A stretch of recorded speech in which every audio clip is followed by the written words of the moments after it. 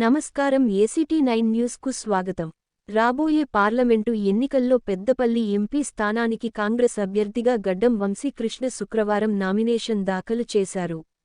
పెద్దపల్లి కలెక్టరేట్లో ఎన్నికల రిటర్నింగ్ అధికారి ముజమ్మిల్ ఖాన్కు అందజేశారు. ఆయన వెంట పెద్దపల్లి ఎమ్మెల్యే చింతకుంట విజయ రమణారావు, కాంగ్రెస్ పార్టీ నాయకులు, తదితరులు పాల్గొన్నారు.